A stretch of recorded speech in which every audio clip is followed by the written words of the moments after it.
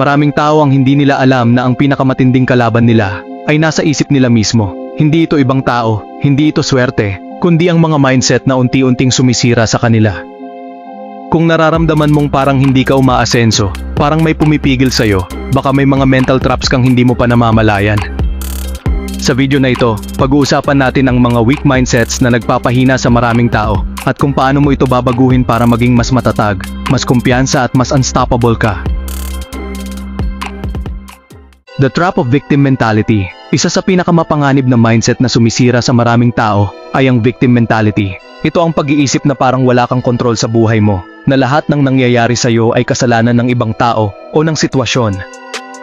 Hindi kasi ako mayaman, wala kasi akong connection, ganyan talaga ang buhay, malas lang ako.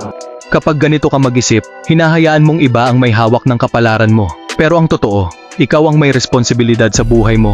Hindi ang gobyerno, hindi ang pamilya mo, at hindi ang swerte. Paano mo ito aayusin? Dalawang bagay. Una, radical responsibility. Simula ngayon, itigil ang pagsisi sa iba at tanggapin na ikaw lang ang may kontrol sa kinabukasan mo. Pangalawa, solution-oriented thinking. Imbes na mag-focus sa problema, maghanap ka ng paraan para malagpasan ito. Tandaan, ang isang tunay na malakas na tao, hindi naghahanap ng dahilan, naghahanap siya ng solusyon. The weakness of seeking validation. Maraming tao ang nahuhulog sa trap na ito. Ang sobrang paghahanap ng validation mula sa iba. Parang hindi nila kayang mabuhay ng hindi inaaprubahan ng ibang tao. Ang desisyon nila, pananamit, pananalita, lahat ay nakabase sa kung ano ang sasabihin ng iba.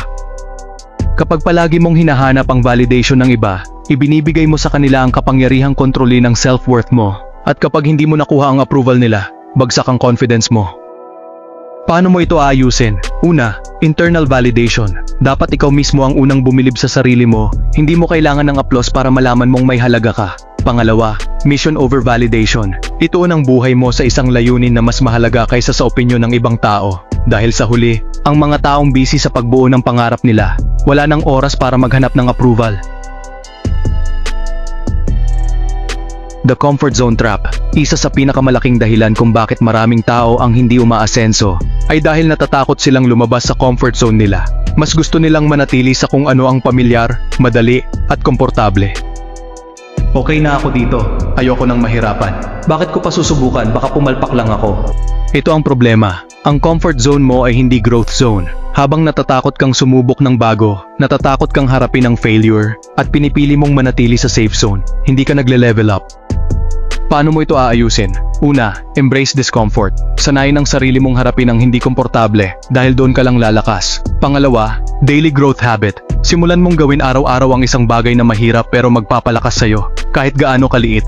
Dahil ang totoong taong nagtatagumpay, hindi takot sa hirap, kundi natututo mula rito.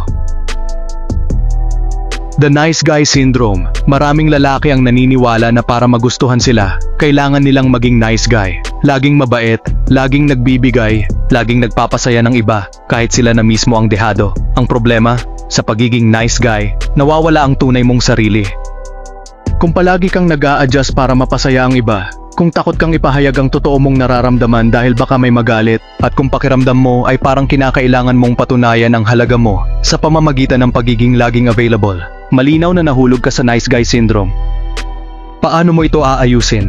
Una, healthy assertiveness. Matutong ipahayag ang sarili mong opinyon at paninindigan, kahit may hindi sumang-ayon. Pangalawa, self-respect first. Huwag mong gawing misyon ang pagpapasaya ng lahat. Maging mabuti pero huwag mong isakripisyo ang respeto mo sa sarili para lang sa approval ng iba. Dahil sa dulo, ang mga taong may tunay na halaga ay yung may sariling paninindigan. The instant gratification mindset.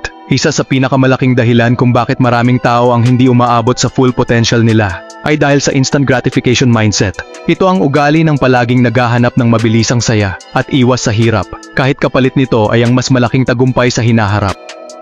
Mas inuuna ang paglalaro kaysa pag-aaral. Mas inuuna ang pag-scroll sa social media kaysa pag-develop ng skills. Mas inuuna ang panandaliang saya kaysa long-term success.